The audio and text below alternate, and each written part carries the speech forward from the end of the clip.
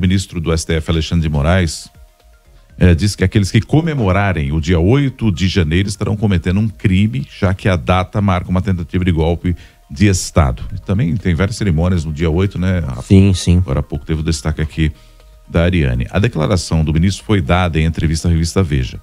Lembrando que o ministro também chegou a dizer que tinha gente com um propósito de assassiná-lo nos atos de 8 de janeiro do ano passado. Até enforcamento, o ministro falou.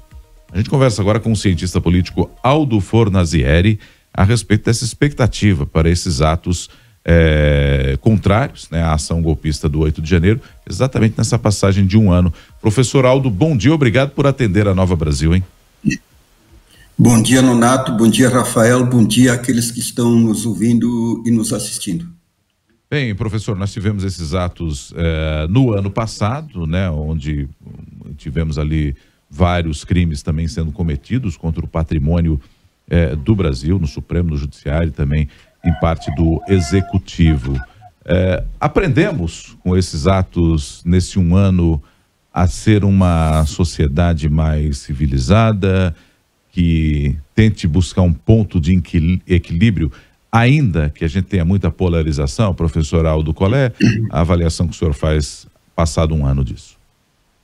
Eu acho que alguma coisa a gente aprendeu, agora não é um aprendizado completo. Eu entendo que o elemento mais importante desse aprendizado é que, de certa forma, os atos de 8 de janeiro decretaram o fim do pacto da anistia, que havia se constituído lá no processo de transição. Por que se quebrou o pacto da anistia? Porque, em primeiro lugar, quem quebrou o pacto foi o bolsonarismo, a extrema-direita, que tentou, digamos assim, se viabilizar no poder pela via de um golpe. A resposta a esse processo, ela veio com mais força pela via do STF. Por quê? Porque ele não aceitou passar pano, ele mandou prender, está julgando e está condenando com penas muito fortes. Além disso, eu acho assim que um outro aspecto muito importante da quebra do pacto da anistia, agora por parte do STF, é que estão sendo julgados, foram presos militares de alta patente, a exemplo do Coronel Cid. Eu acho que um outro que deveria ser preso seria o general Arruda, que era comandante do Exército na ocasião e que, de certa forma, protegeu os atos golpistas. Então, esse, para mim, é o aprendizado fundamental. Quer dizer, atos golpistas não serão mais impunes. Eles serão punidos e estão sendo punidos. Para essa pedagogia da punição, para mim, ela é fundamental. Aldo, eu tenho uma outra pergunta, mas que vai na mesma linha que o Nonato tocou aqui nesse início de entrevista, né? É claro que o judiciário reagiu como deveria reagir, foi incisivo, foi firme em relação aos atos que ocorreram no dia 8 de janeiro do ano passado, mas eu queria falar um pouquinho sobre a sociedade, que de fato, como o Nonato descreveu, ainda continua bastante polarizada. Você acha que as pessoas conseguiram absorver efetivamente o que ocorreu ou elas não tiveram a dimensão correta de que aquilo foi algo gravíssimo? Eu acho que parte da sociedade absorveu e entende que foi correto. Agora, a outra parte não. E, nesse sentido, eu acho assim que as forças políticas democráticas, os partidos que, em parte, integram o governo, mas mesmo partidos de centro-direita, eles perderam uma oportunidade muito importante para, digamos assim, politizar mais a sociedade sobre a importância da democracia. Eu acho que você falou muito em democracia, mas ela não foi defendida de forma efetiva pelos partidos políticos, pelo campo político. Por que eu digo isso? Porque eu acho que eles deveriam ter feito uma campanha muito grande em defesa da democracia, explicando o que é a democracia, politizando a sociedade. Evidentemente que a maior parte da sociedade apoia a democracia, mas teve pouca ênfase, do meu ponto de vista. E até setores do governo acho que se perderam um pouco quando fazem um certo proselitismo com ditaduras tipo do Maduro e assim por diante, e isso cria um meio de campo confuso que não afirma de forma suficiente o Estado democrático de direito e o significado mais profundo da democracia. Então, eu acho que esse embate, porque veja o seguinte, qual que é o slogan do governo? União e reconstrução. Mas união com quem?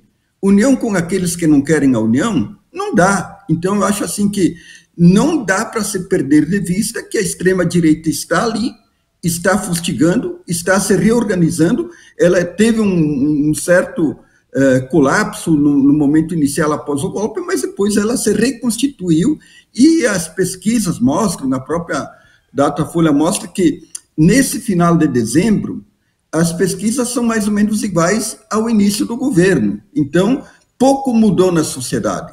E esse aprendizado mais profundo, uma mobilização mais completa em torno da democracia, ela não foi feita. Professor, isso é meio histórico aqui no Brasil, ou seja, esse não aproveitamento, né, de momentos como esse para que a gente possa levar essa politização maior para a sociedade, essa discussão maior por parte dos partidos políticos. Ou o senhor entende que se acentuou mais nos últimos anos? Porque a impressão que dá é que a gente nunca levou como se deveria a discussão política para a sociedade, no que diz respeito aos pilares democráticos, a você mostrar o respeito pela opinião contrária à sua, enfim. Me parece que falta mesmo esse debate político aqui no Brasil, mas para mim é coisa antiga. Isso o senhor entende que se agravou nos últimos anos ou permanece nos mesmos moldes? Eu acho que se agravou. Eu acho que, quer dizer, porque veja o seguinte, Nonato, você não faz política e não faz politização e não exerce uma pedagogia persuasiva, você não enfrenta os problemas políticos. Eu acho que o campo democrático, porque nós temos uma longa tradição, você sabe muito bem disso, você é estudioso do Raimundo Faoro, quer dizer, nós temos uma história de conciliação. Então, veja o seguinte, quer dizer, e aparentemente o campo democrático não está aprendendo com aquilo que o bolsonarismo vem fazendo, com aquilo que a extrema-direita antidemocrática vem fazendo. Ela continua polarizando, ela não quer conciliação. Então, eu acho que o campo democrático ele deveria pegar teses fundamentais do Estado de Direito, da democracia, do bem-estar da sociedade e polarizar mais. Não uma polarização ideológica vazia, mas uma polarização em cima dos temas concretos e dos direitos dos grupos sociais. Então, eu vejo assim um certo recuo, um certo medo do campo democrático no sentido de enfrentar mais aquilo que é a extrema-direita. Mesmo a questão dos militares, quer dizer, o setor político está cheio de dedos com a questão militar. Eu fiquei absolutamente espantado com um fato que ocorreu em torno da questão militar. Veja o seguinte, o Ministério da Defesa, junto com os militares, apresentaram um projeto de lei, um esboço de um projeto de lei no qual, quer dizer, ainda isso permanece, os militares que forem para a política não voltam mais para a ativa, mas também impedia que os militares da alta patente participassem do ministério. O pessoal do governo, tendo Jacques Wagner na frente, recuou em torno dessa tese.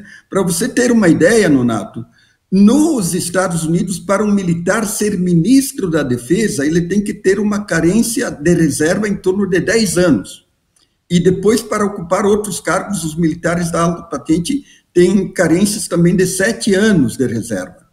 E por que nós vamos permitir que um militar da ativa possa participar de qualquer ministério? Isso também é uma via de politização. Então, esse tipo de coisa não dá. É isso que eu digo que o setor democrático, o campo democrático, não enfrenta adequadamente as questões democráticas.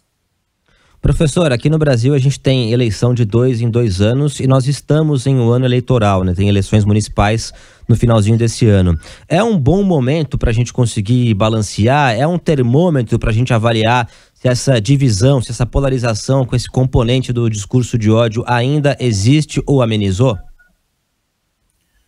Eu acho que a eleição municipal ela é uma eleição muito específica. Nem sempre os temas nacionais se colocam no âmbito municipal. Então, a eleição municipal tem uma autonomia, evidentemente que algum tipo de polarização vai se colocar, mas eu entendo que vai ser uma polarização atenuada, não por questões ideológicas, ou porque os setores não querem polarizar, mas dada a especificidade das eleições municipais.